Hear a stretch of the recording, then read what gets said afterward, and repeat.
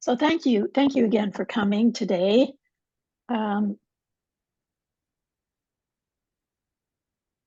going to talk about, again, forest health and waste diversion and possible legislation affecting them in Washington State.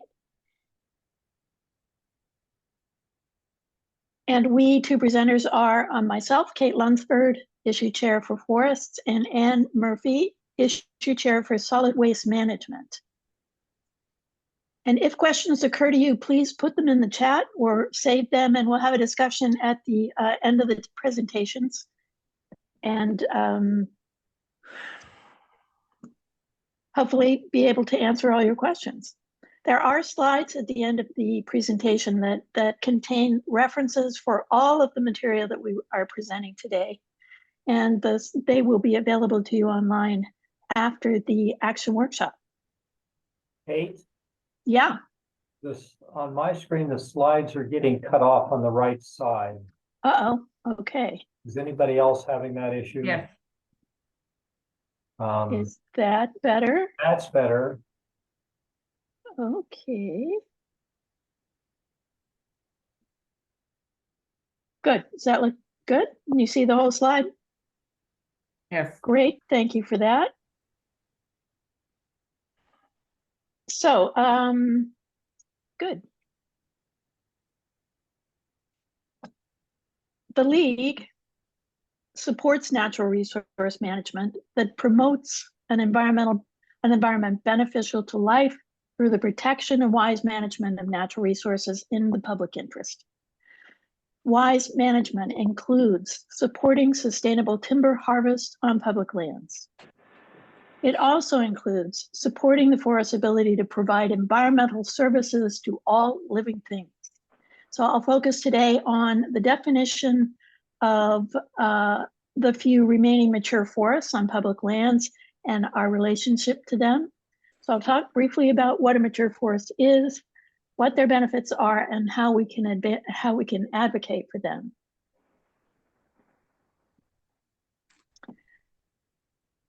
There are about 77,000 acres remaining of mature forests on public lands in Washington. They are carbon-dense, structurally complex forests. They're also known as legacy forests. Many of them are in lowland areas that used to dominate Western Washington. They grew back naturally in the late 1800s, early 1900s, but without the impact of the timber industry's modern methods of forestry. They are critical to preserving the genetic, biological, and ecological legacies of our forests. If we leave them alone, they will be our next old growth forests. They are among the most carbon dense in the world, making them invaluable tools for fighting climate change. Mature forests provide vast benefits like cooling streams and enhancing in-stream flow in the summer. A new analysis of more than 20,000 trees on 5 continents shows that older trees are more drought tolerant than younger trees in the forest canopy and may be better able to withstand future climate extremes. They provide bigger blocks of interior forest habitat for sensitive species, both above ground and below ground, including dead trees. Above ground, dead trees are the life of the forest.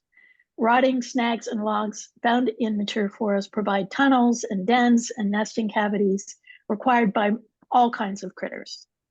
Dead and dying trees are also used for foraging and roosting.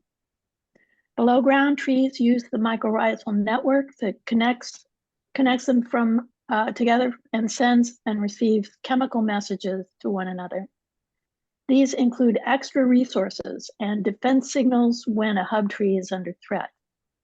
This increases resilience. These features are very difficult to restore in plantation forests.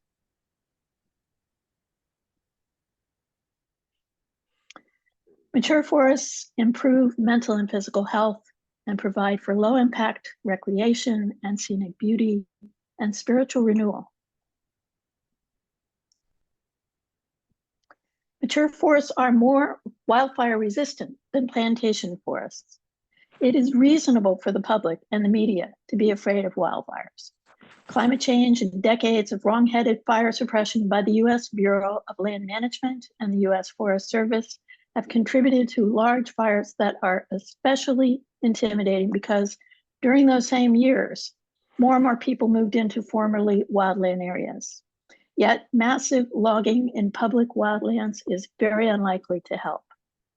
Research shows that when the point is to protect people from fires destroying their homes and properties, money spent on logging in public wildlands is unlikely to impact the fire's path and may even increase fire threats. Money is better spent on making homes near forests more fire resilient.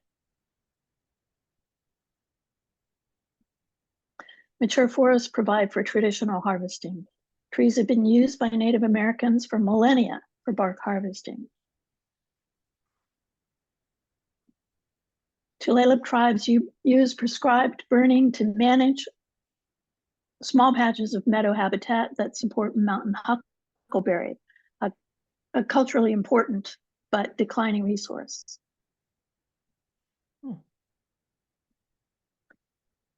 Mature forests combat erosion and landslides due to winter flooding. These photos from Resource in Whatcom County show landslides on 2 Department of Natural Resources timber cuts in that county.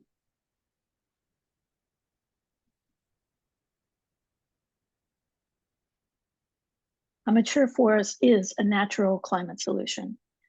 Trees take carbon out of the atmosphere as part of photosynthesis. Mature and old forests generally store more carbon in trees and soil than young forests and continue to accumulate it over decades to centuries, making them an effective forest-related climate mitigation strategy.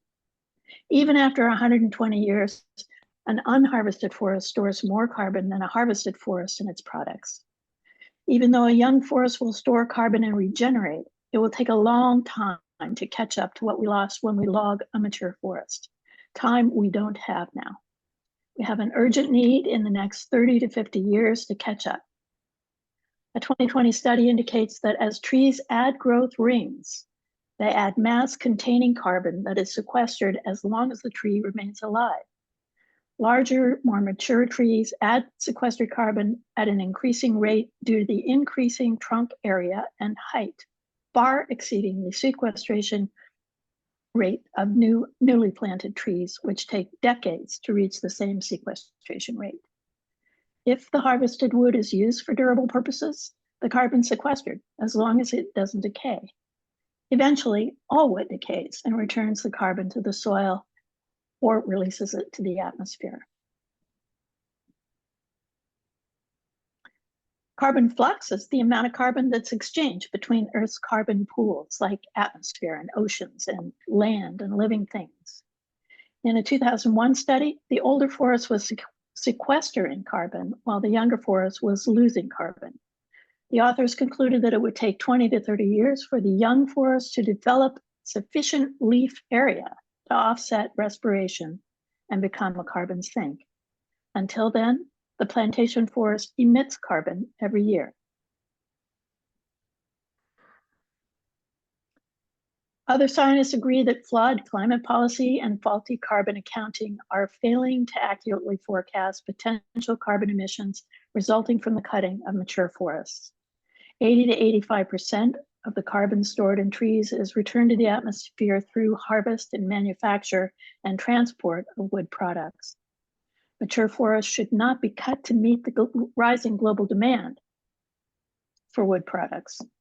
Timber harvests to meet the demand for wood products will probably account for more than 10% of total global carbon emissions over coming decades. That demand could partially be met by increasing wood production in already existing plantation forests.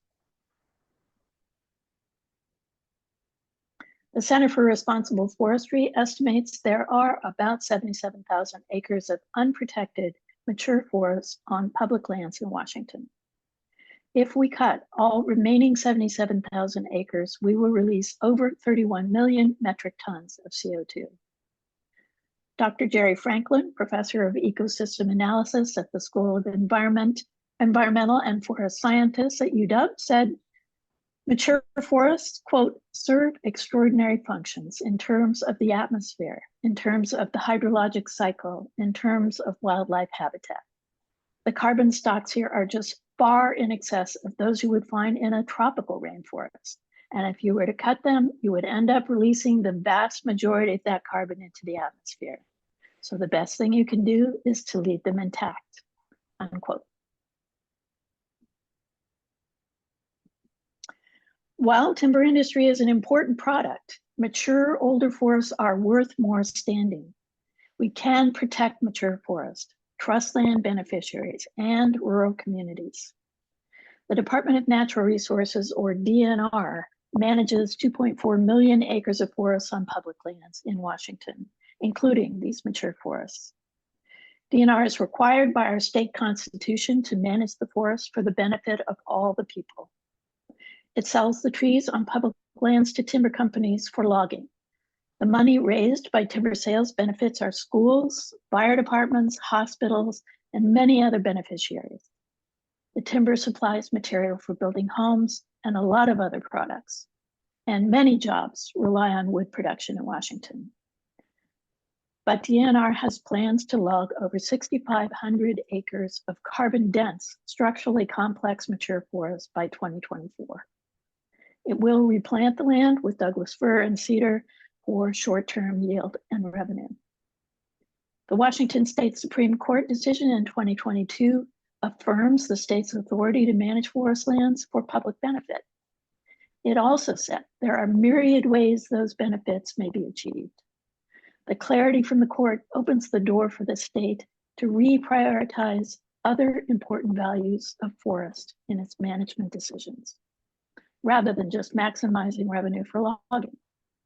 Now it's up to the DNR, its leadership, the state legislature, to determine how to best balance these public benefits for all of us. The League will lobby for sustainable forest practices. In May, the League of Women Voters of Washington adopted a resolution to protect all mature forests on public lands in Washington. In addition,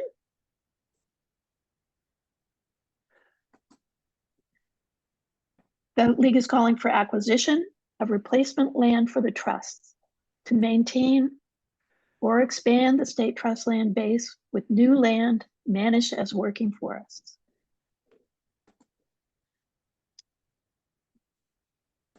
Climate smart forest management on replacement lands for more carbon sequestration and timber production.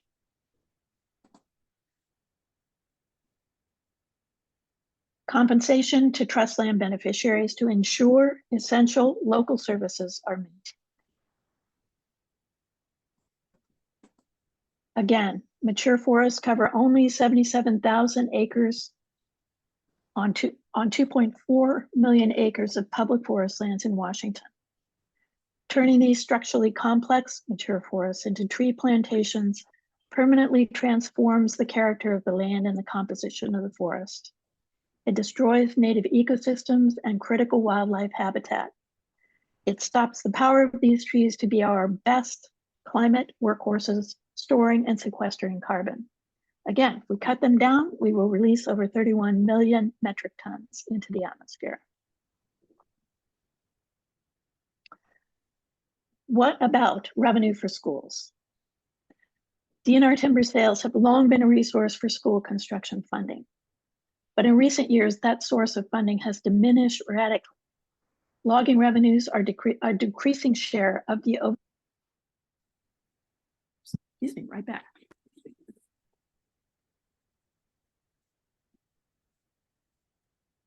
Losing battery power.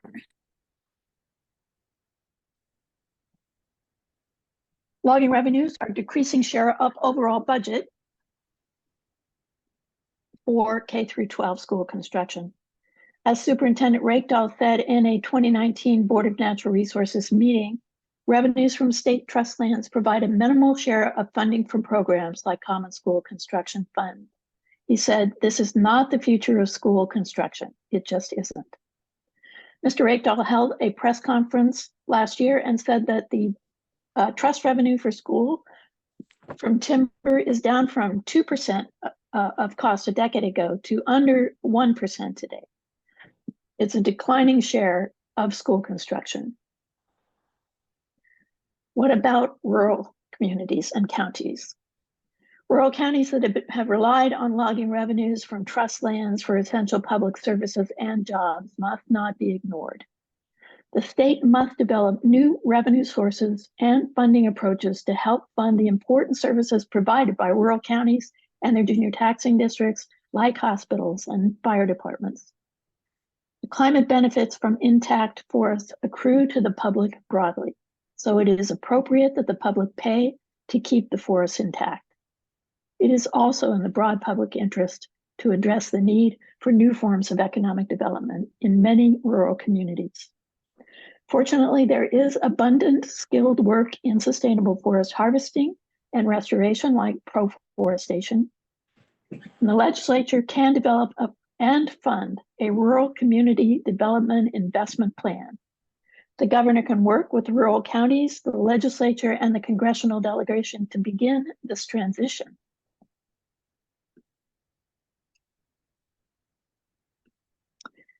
How can mature forests be protected? There are new Washington state policies and programs that could protect these carbon-dense, structurally complex mature forests.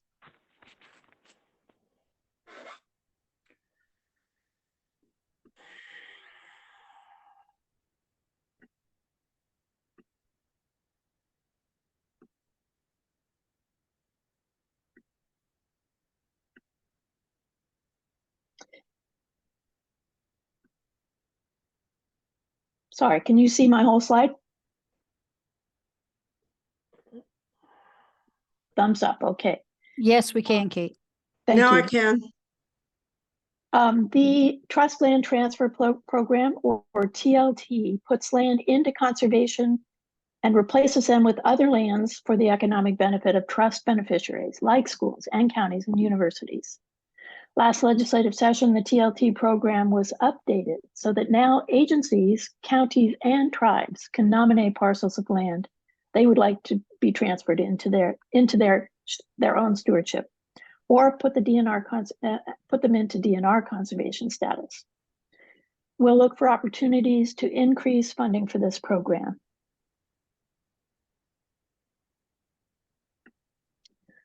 The Carbon Project is another new DNR program. It also requires tribal consultation.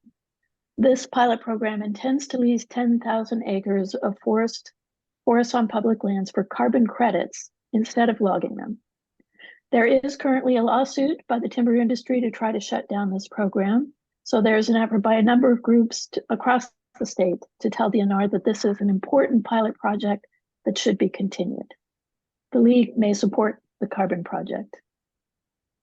The Climate Commitment Act Natural Climate Solutions Program was funded in the 2023-25 budget to conserve 2,000 acres of structurally complex, carbon-dense mature forests.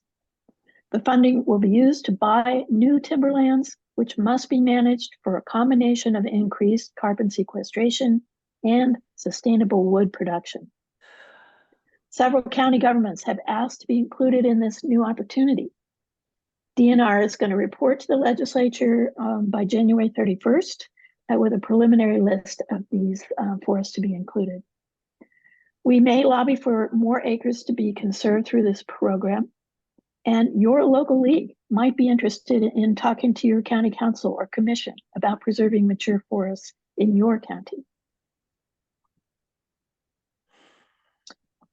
Regarding reconveyance, when Washington became a state and land was taken by private logging companies, there were thousands of acres that were logged and then went into county control due to tax foreclosures.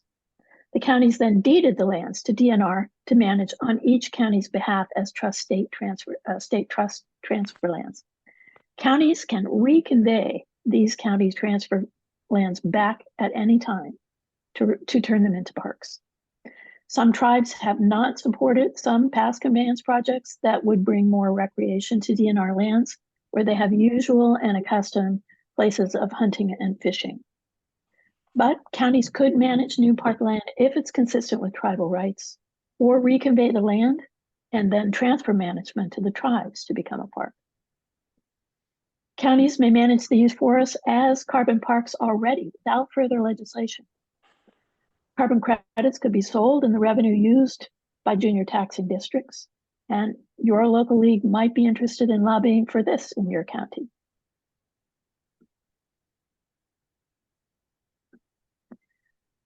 I hope you'll watch for ways to tell the legislature you want to protect carbon-dense, structurally complex mature forests on public lands. So please subscribe to the legislative newsletter and watch for it on Sunday nights or Monday mornings during the session, and respond to the action alerts. It just takes a few minutes. And consider asking your local league if it's interested in protecting mature forests in your county. We can help. Already this year, the league managed to cooperate with the Jefferson County League and the Whidbey Island County League to sign on as the Washington State League onto a letter to Governor Inslee asking for further funding for community forests on Whidbey Island and in the 24th Legislative District. If you have a few minutes a week or a couple of hours a month and you want to work on these issues, please let me know. And thanks for coming. Thanks for listening. And now I'm going to turn it over to Ann Murphy, our issue chair for solid waste management, to talk about another really important issue, waste diversion. Okay, thank you. We are in, I wound up with a virus on my computer, so I'm trying to get there by phone. Can you hear me? Yes.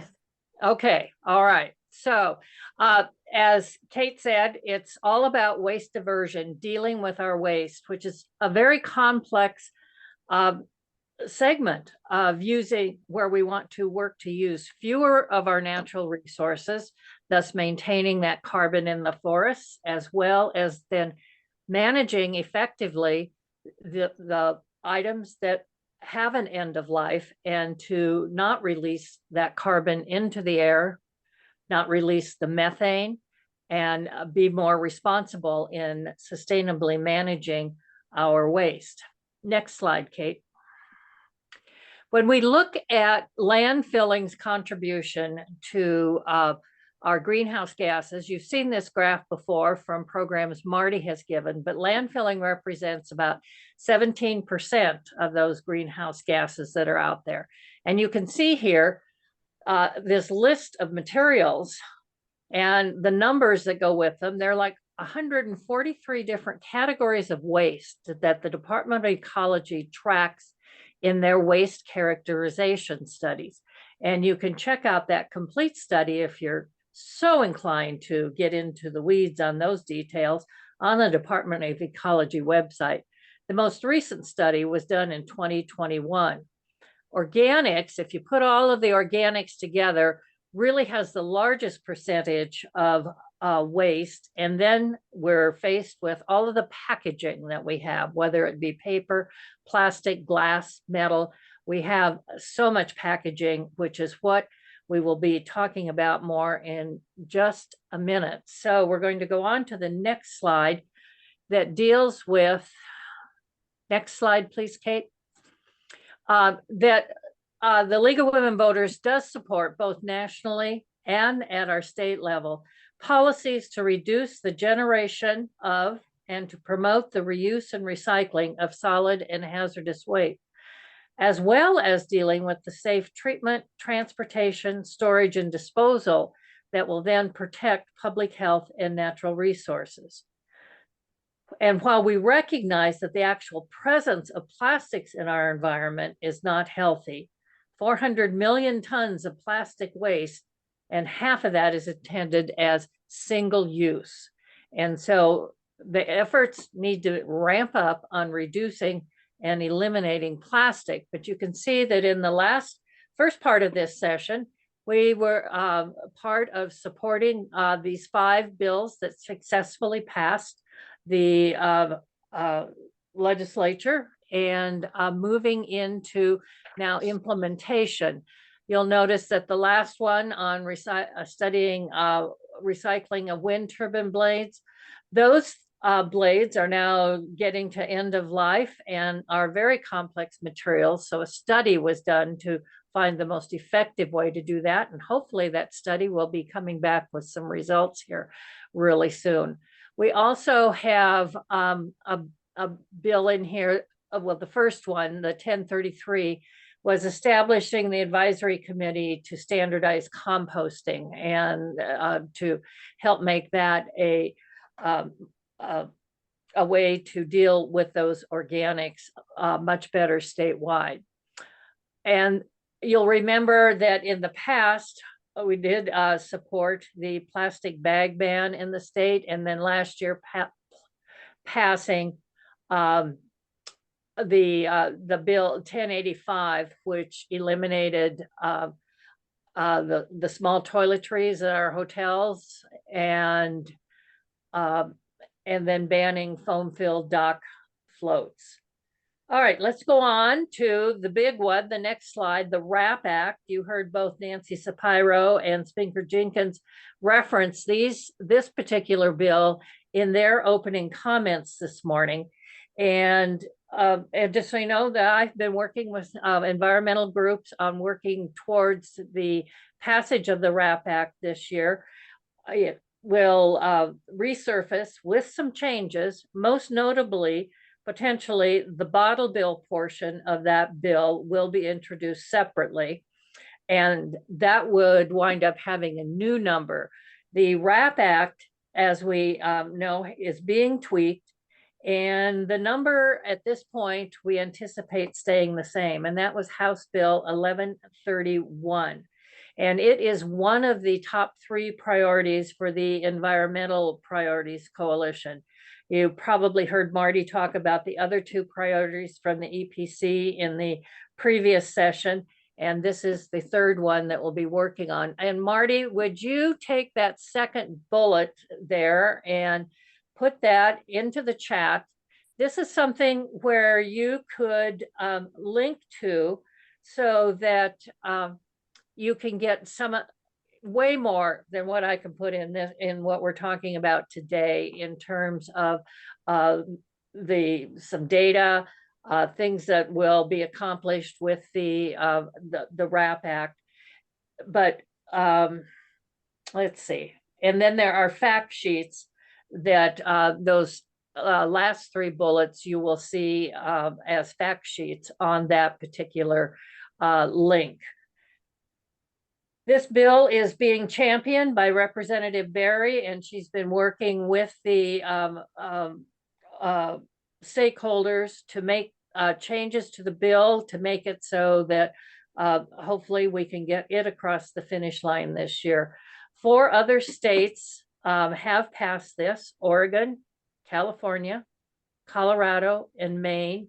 And according to recent data, there are 9 more states throughout the United States that are working on the biggest piece of the WRAP Act, which is the extended producer responsibility portion, and which is something that is very commonplace in other places around the world. So producers have been exposed to this and are can be ready to make it happen here. We're going to go to the next slide and look at the major benefits of the WRAP. It is to incentivize producers to use reusable, recyclable, or compostable packaging when we need to have packaging. Provide universal recycling services for Washingtonians. All residents who currently have curbside garbage pickup will receive curbside recycling. There will also be a standardization in the materials. It will be reducing pollution causing climate change. Higher use of recycled content in packaging materials means that there are fewer emissions and less energy used compared to producing virgin paper, plastic, metal, and glass packaging. And next, we will reduce the confusion and contamination by developing a clear common list of materials that can be recycled statewide and ensuring that product labels reflect actual recyclability in Washington. So this means if you're visiting somebody someplace else, you don't have to wonder what goes in the recycling. It will be the same no matter what. And finally, it will support Washington's economy by building local supply chains and recycling businesses and creating new green jobs. And then there is some specific advocacy coming up on the RAP that is not going to be accomplished necessarily through the league, but I'll let you know about it. In particular, there will be an in-person lobby day on January 15th. And this date was picked because it is the Martin Luther King Day holiday, and it's a time when students are out of school, and it's to take advantage of getting our student population involved. In our groups, we have several different high schools that are very actively involved in working on this particular legislation. And so this will give them the opportunity to meet with their legislators in Olympia. There are some other bills that will come back to us. As was mentioned, if it was introduced last year, it's still alive. And so next slide, we will look at the Right to Repair Act, which is two bills. There's a House bill sponsored by Rep. Mia Gregerson, and then the Senate bill 5464, sponsored by Senator Sanford. And this will increase the consumer capability to repair items, thus avoiding the disposable, the planned obsolescence that seems to be for so many things, or that you have to go to the licensed repair station, which in many things is hours away from one's home. There are some expansions that are being looked at in the 2024 bill. So there will be some adjustments.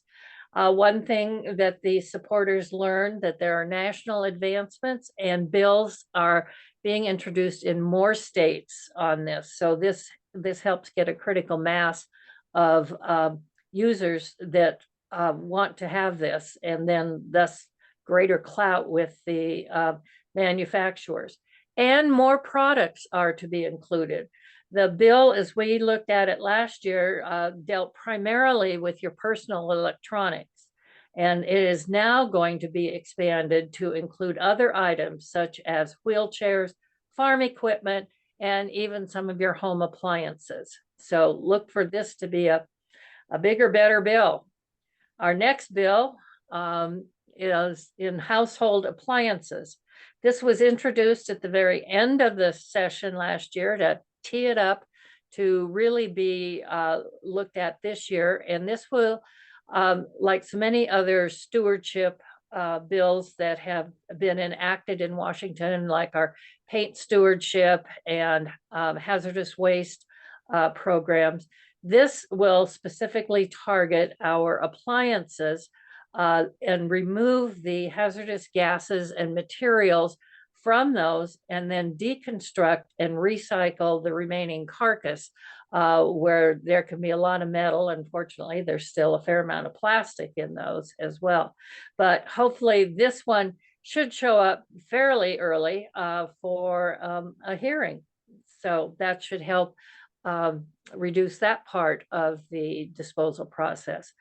And then there are some other bills that we will be looking at and you'll see we're looking at reducing environmental impacts associated with lighting products. We will be looking at a bill that's concerning the biosolids, and that is the distribution of biosolids onto farmlands, and looking to eliminate that process, eliminate or severely reduce that process.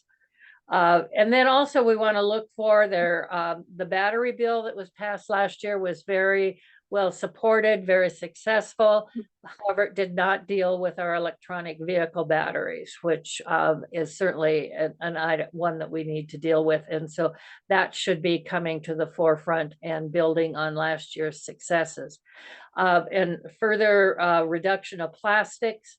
And as I said before, the wind turbines that we'll be looking at, and then looking at really refining the composting program so that we are composting all the organics we can. But I think the main thing that we all need to be looking at is waste reduction. How can we just simply have more waste? And some of it gets to be a challenge when you say, okay, if I'm not going to buy anything in plastic, how do I get some of the things that I want to have? So that becomes a personal challenge, which then is part of your take action, which similar to what Kate had. Next slide, Kate. There we go. So here again, there will be action alerts coming out with the action legislative newsletter. And then, as you know, not only do things happen at the state level, but each county is responsible for managing their solid waste and just paying attention to how it's managed in your area and what you can do to help be part of the your local teams to support those efforts. And then, of course, we do have a waste diversion team looking at the legislation. So if you're interested in getting involved at the state level, you can contact me. And I think Kate has those contacts at the end of our, on that last slide. And now we're going to be into Q&A. That is what I have. So, and I can't see anybody, so someone else gets to run this because this is a whole new experience to do this just on your phone. You did great, Anne. Thank you. Thanks, Kate. So we had a question in the chat that it got answered. The questioner said, Ann Bickle has her hand raised, and why don't you unmute Ann and ask your question?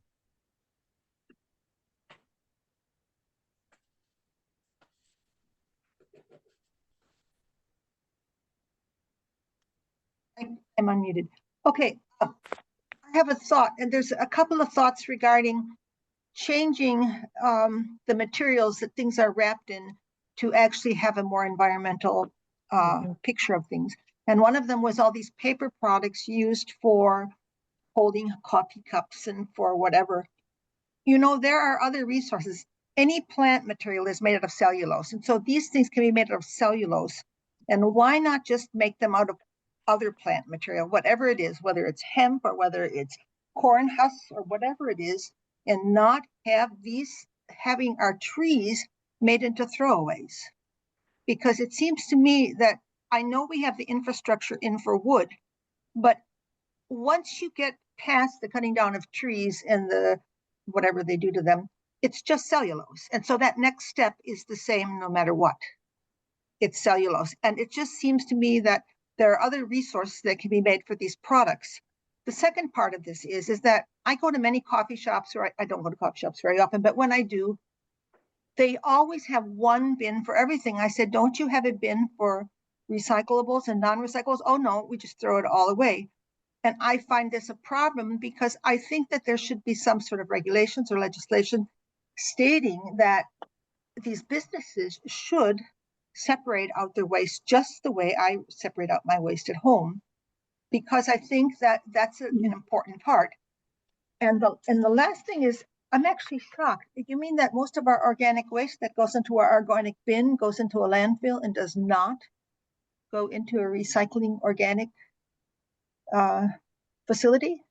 Oh, and that's well, I would have to dig to find that slide right now, a different slide and a different presentation that I can't get to right now, but there, in many places, edible food waste is the highest organic material in most disposal options, whether it's landfill or incineration. So, and a lot of that really comes from, I mean, you look at what happens when you go to large meetings and buffets and all of that, you know, there's a hard way to deal with that waste. So that would be another step in dealing with that. I don't think, I haven't seen that there's much dealing with the food waste in this upcoming session, but Or lawn harder, waste, you know, garden waste also. But yeah. still, it just seems to me that should all be recycled, that there should be some sort of facility that can separate out the plastic from the organics and then run a functioning things. I mean, other countries do this. Well, And and other countries will do, I mean, it's source separation. You don't mix them up in the first place to then have to separate them. that's true. And you know, to me, that's a far better way of doing it. But we have a whole industry that has developed over as part of doing this. And so the waste managements and such of the world have found it to be more efficient to put it all together and then separate it again. I find It's that very odd. I must say that it seems like we're going back to an earlier time, because as a child, we always separated things. So we had Right. everything was copied. We always repaired everything. We could go to what Hudson's and they would repair everything. They would have parts for anything. And we're just going back to an earlier time, really. Well, and I think you speak to something that to me, in my way of thinking, is about where our minds are. If you want the convenience of just throwing it all away, then you muck up the other end of the whole process, and it takes a little more time, a little more thought to think those things through, but then we wind up with a better overall diversion process, whether it's there's less to dispose of, or we get things into more recycling components and reuse. So it's to me, it's a convenience factor, and people are willing to just pay for the convenience of things rather than taking the extra time. It's not in my backyard. It's the NIMBY principle. Right. Well, that too. Okay, So Thank it's a you. whole human behavior thing, which is really hard to change. And we had a question from Laura Rathbone in the chat. Is there data to show that consumer plastic use is more than the industrial use or in agriculture? And the example was laying plastic in field rows. For instance, is there legislation yes. for this large scale plastic use you know of? But you know, you don't have, it doesn't have to be plastic. It can be another fiber. Oh, maybe so. Sure, Yeah. that's what they do in Germany and Switzerland. They use other fibers. So we probably have to legislate for that. Yeah, exactly. Why not? Yeah, and Well, you don't know. it's winds up getting into the need for legislation just because of where our industries have gone, particularly in this country. And they all want to make money, so they're doing the cheapest thing, not necessarily the best thing. It's an infrastructure question. Yes. And I don't have the actual data that you're asking for. So Marty, and I don't have a way to capture that. So if you capture that for me, I will look that up. Yeah. Thanks. So Linda Lynx has her hand raised. I think there is some good work being done in the counties due to some legislation. The Crop Act is contamination reduction for organics, and the work is beginning. I don't know that in my county they're looking at it, and there are a few new facilities popping up that can take organics away, and it's kind of exciting really to see it happening. It's getting better for recycling organic waste, including food. And I have another question. The January 15th lobby day you mentioned, Anne, who do you contact for that? It's being promoted and developed by our Washington the Plastics Coalition meeting that we go to, Linda. And so I can, And why does the name of this other group escape me right now? You know how You don't frustrating mean, it is to not you get don't into mean- your files. you don't mean So- zero waste. Well, I don't know that Zero Waste is Zero Waste Washington. They will be a sponsor, but the overall lead on it is Pam Clough and the Plastics Free Washington group. All right. Thank you. Got that. Huh? Okay, Philippa Cassover, you have a question? Yes, thank you. A little piece of information first. I've been a member of the King County Solid Waste Advisory Committee and the Metropolitan Solid Waste Advisory Committee for many years. And I'm pleased to tell you that in 2022, the legislature did pass House Bill 1799, which is the Organics Management Law. And that actually puts the responsibility on localities, cities and counties, to start to move toward reducing the amount of compost and other organic waste into from the landfills and find other ways to use it. So as an earlier speaker did say, yes, we've made good progress. And I would just urge all members who are interested in this kind of activity to keep an eye on your county and cities as well, because the cities' contracts with their local garbage haulers are extremely important in making sure that some of this legislation actually gets implemented. So pay attention to your city councils and how they negotiate the contracts with your haulage companies, as well as your counties, who usually are responsible for your landfills. And thank you for the good work that you all have been doing. I'm retiring from my city council position at the end of this year, and I intend to get much more involved with the League of Women Voters and lobby for some of the things I've been lobbying for many years, and solid waste is one of them. Well, yay and welcome. And I would like to add on to that, we can pass all the legislation we want. The cities and counties can implement all the various programs, but you've got to then get the users to use it the way it was intended. I was so disheartened when I actually, I used to work in the Spokane solid waste arena, ran into a boss, said, oh, I just can't keep track of the recycling. I think I wind up putting a half of it in the garbage, blah, blah, blah. And, you know, this was a man who'd been part of the process even. And when I look at what my neighbors put in their carts, you know, I've become the unofficial little recycling cop in the neighborhood, if you will, and you know, helping people understand what goes into what bin. So that's the next component is, and you put out all the education, but people are not taking time to really read it and then act accordingly. That's my little frustration. So, but thank you. We need to get connected as soon as you retire. Thank you. Okay, Sarah Phillips, I think, is up, and then we'll take a question from the chat. Thank you.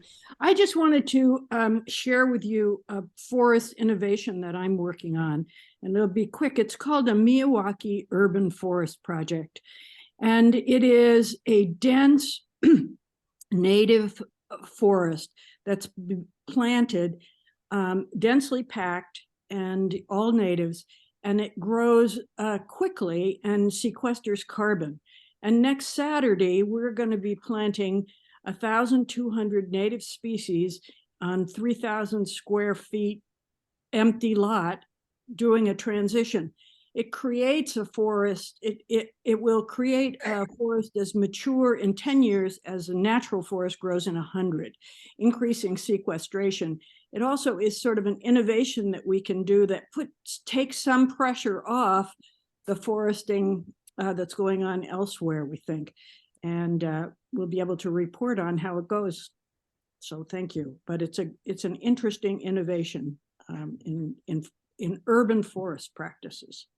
And that's at the Shoreline Historical Museum in Shoreline from 10 to 2, 10 to 2.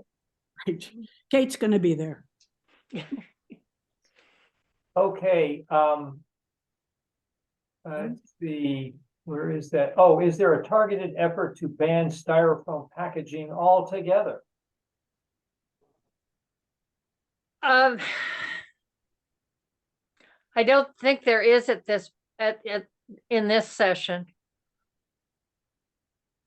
And that was packaging. I think we have had bills, to ban the styrofoam carryout boxes. Yeah, yeah, but to do of course, you've got different kinds of styrofoam that wind up, you've got not the packaging ones, some of which you either have the expanded or the flat. It's forgetting my numbers at this point, but then the rigid styrofoam that you get around your electronics and other packaging that protects them, and there are ways to do it with the molded fiberboard, and I have not seen anything to really target that. There was in packaging last year a bill to provide a tax exemption to, and I think it was more in the Apple industry, dealing with the those fiber boards that help separate the apples as we ship them, and so I have not seen anything this year yet. So that's another good one to look at. Thank you for that. Okay, Ed Shad, you're up. Thank you. Thanks for all these presentations. And this is a question for Kate about the Natural Climate Solutions funding. Wondering if you have any sense in this coming legislative session of what kinds of proposals are out there for continuing that NCS funding. And also you had mentioned the difficulty that counties and junior taxing districts have for some of the lands, and that may not be in a good position to defer the income, whether there's anything afoot to try to mitigate or reform that. I would say that there's been a lot of interest by counties to participate in the Natural Climate Solutions funding to preserve forest in their counties. The request has to come from the legislative authority of the county, and at least 6, and I think maybe 8 counties, forested counties, have asked for participation for various nominated forests in their area. So I think it will depend on the income from the Climate Commitment Act and the will in the legislature to perhaps do a budget proviso tweak this year and fund some additional more than 2,000 acres. They just bought 9,000 acres of forest lands in order to supply replacement land. So that's also going to make it possible for this program to work. But I think it's going to depend on what the budget outlook is, and I'm not I don't know for sure on that. As far as tax beneficiaries going to the rural counties, I understand that oftentimes when forests are cut on public lands, that the funding that's generated from the timber sales doesn't actually make it to the rural counties from which the timber was taken. And I'm not, I know that's a concern, and I know that particularly Superintendent Rakedahl is very concerned about the funding, and he's on the board of natural resources, so he will be in a position to advocate strongly on that board to reform it somehow. And I'm not exactly sure what process that would be, whether it seems like that would be a DNR process, but perhaps it would take a legislative action to make that happen. And I'm not sure yet. Before we leave, I just wanted to make sure, I think I made an error in Anne's contact information. Anne, is it not a.murphy@lwv? No, that's good. Okay, never mind. You only get a dot if you use your whole name, like you did. Sorry, Ed, that's all I know, I'm afraid. Okay, another question from France Giddings. Hi, I put something in the chat about some people not being aware that they don't have to pay for a garbage bin every week, and that in fact they can pay for only pickup once a month. And then I remembered that some people were telling me that depending on where you live in Washington, you may not have those kinds of options, like not Right. even having the option for recycling. So, Anne, is there a bill that looks at that kind of encouragement to conserve? I don't believe that's in this bill, but let me take a stronger look at it, because yes, it is very different. Are you in Seattle, in King County? No, I'm really lucky. I'm in Shoreline, so I have Recology. Okay, so because I can tell you in Spokane, Washington, it is a county ordinance that you have to have garbage pickup every week. And whether or not, I mean, and you pay for it whether or not you put the can out. And, you know, so each jurisdiction that sets up their own recycling and solid waste plan gets to make their own rules. And the main thing that I know that is being addressed is that if you get curbside garbage pickup, and at this point, whether it's once a month or every week or whatever, then you will also get recycling curbside pickup. That's the main piece of this bill. Whether or not it will encourage options of less frequent pickups, I'm not aware of that yet. So I'll check on that. So in Spokane, they don't want their garbage sitting around for a month because it gets too hot? No, as it was told to me, it dealt with how long, what the gestation period was for fly larvae in the garbage. So we can probably get past that at this point, because certainly, I mean, as a single person, I don't put garbage out that often, and so. But some people still do, larger families, that kind of thing, or people that just, it goes back to their shopping habits too, of buying a lot of waste to begin with. So anyway, as I said, it's a complex issue that involves a whole lot of social behavioral changes that are the hardest ones to do. So thank you for that comment, and we'll see if there is something to allow for a different structure. Thank you. Well, is there anything else anyone would like to say on what the environment group should be doing this session, or in general, some focus areas that you recommend?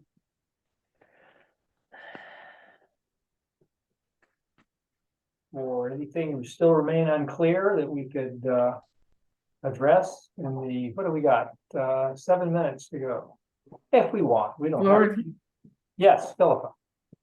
Thank you. Yes, I just put this in the chat, but I was curious from those of you who follow this more closely than I do, whether we expect any big changes with the changeover from Hilary Franz as the leader of the public lands, whatever it's called, her agency, and where you think the league should sort of come down on the choices for that position.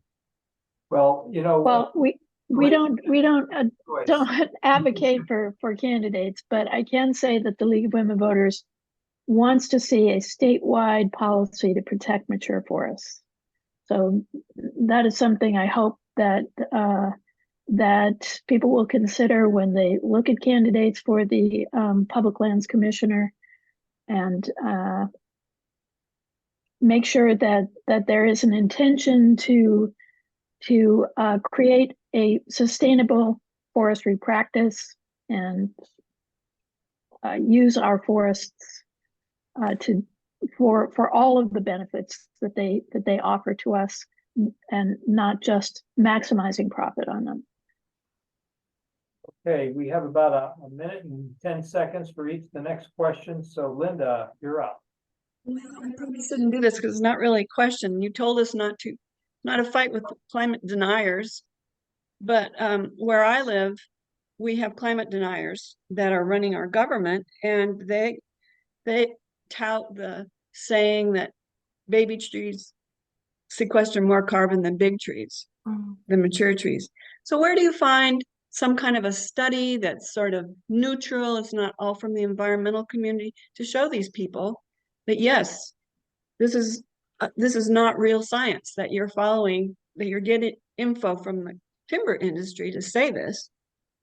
Where I could you would s- find a report? I would or say that when you see the slides, when they're loaded onto the website, the last couple of slides will have references for every point that I made in the presentation. So you can find links to those studies in, and it'll say slide 2. So if you look at that slide and that's the issue you're talking about, look down for slide 2 and you will see the reference material in that slide at the end.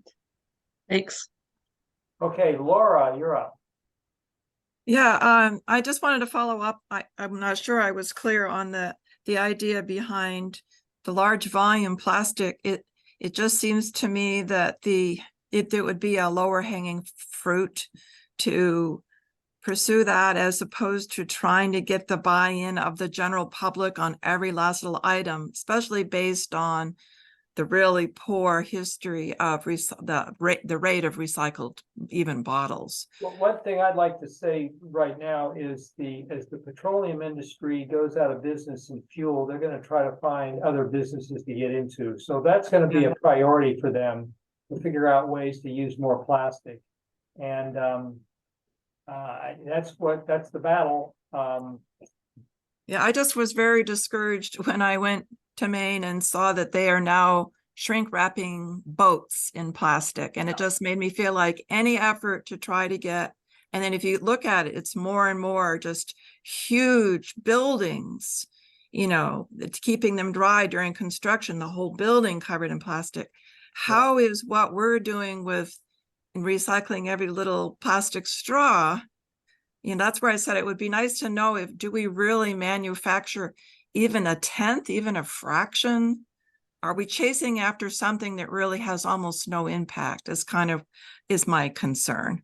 Yeah. When we worry about things like plastic straws. Yeah. I just want to make sure we don't lose sight of where the biggest impact I is. think there could also be just the disposal of it question, in that some of the small things are likely to be escapes, and maybe the industrial scale plastic use, they actually do control it better, but I don't have data on that either. Okay. Yeah, Okay, Ed, Chad. I don't either. And the only thing that to address that a little bit, Laura, is sometimes when you start with something small, it helps start changing minds. And when you start looking at things, okay, I can do one thing new a week in this whole arena. And so then maybe as you get comfortable with that, then bigger things. And then that person who got started by refusing a straw may actually wind up moving into more advocacy work at a higher level. Slow is all get out. It's sometimes hard to be optimistic here. So appreciate that comment. Okay, Ed, Chad. First of all, just comment for Linda's question about how to deal with elected officials who are akin to what appears to be biased science. There are a couple of things going on that I think over the course of about the next year may help to better address that problem of, well, they have their own science. And one of them involves the World Resources Institute. And the other is right here in Washington State, where we have a stakeholder work group that's been created to examine a number of issues related to the management of mature forests. And it contains both timber and environmental and other interests. And I'll get more in touch with Kate about some of this, because we just recently made a good contact with one of the premier researchers who's at the University of Idaho and who wants to help out. And he's connected with this World Resources Institute effort. So maybe a little bit of light at the end of the tunnel, although of course, it becomes a whack-a-mole kind of thing. I don't know if there's time, but there was one thing I wanted to alert. 5 seconds. Forget it. Thank you. Sorry, Phyllis.